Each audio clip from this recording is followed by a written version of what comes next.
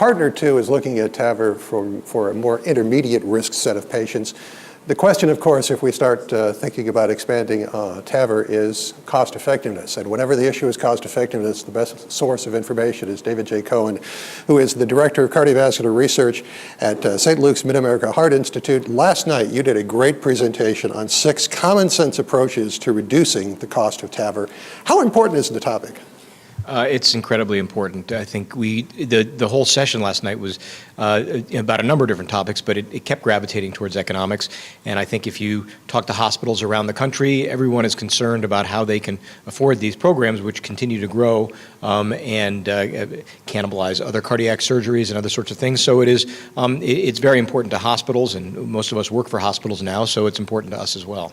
Now, the thing I thought was interesting were the 6 you were talking about were things that you could actually start working on right now.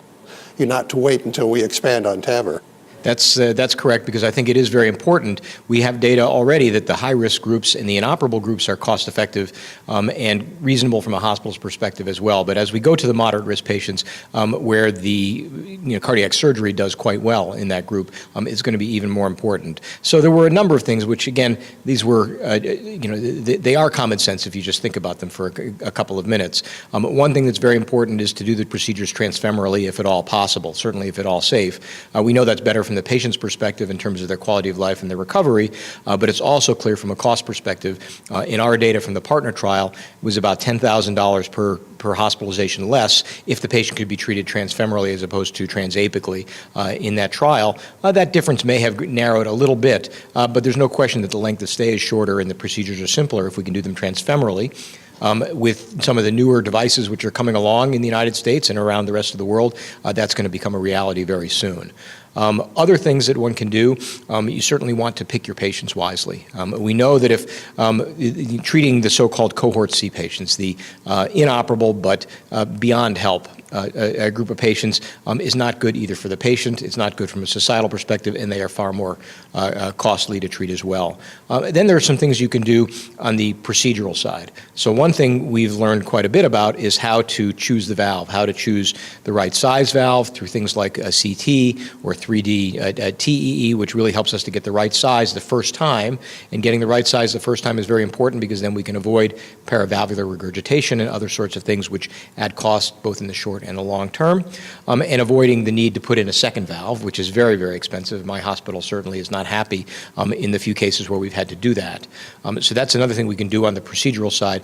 And then we actually spent a fair amount of time at the meeting last night talking about other broader things one can do on the procedural side to make the procedure simpler.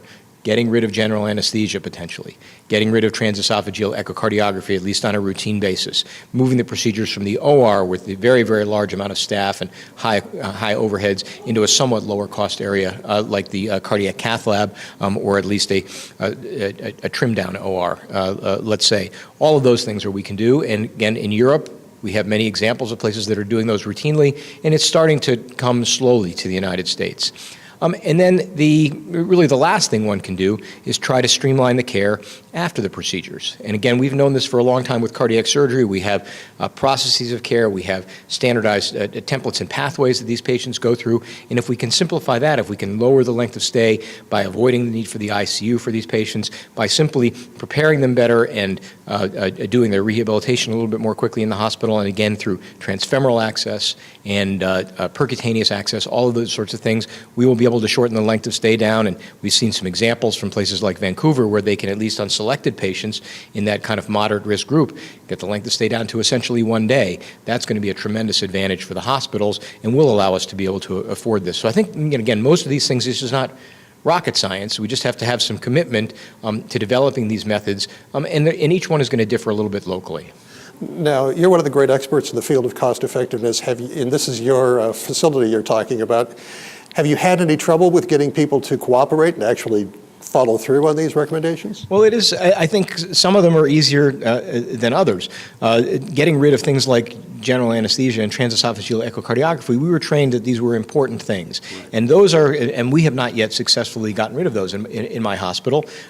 Perhaps the pressure hasn't been great enough, but I think it will become that way. So there's always pushback on these sorts of things. Streamlining the post-procedure care, it is challenging. These are tough, sick patients that we're treating, and we certainly don't want to send them home early and have them come back and be readmitted. And so we have a lot of focus on that. So there's always a balancing act.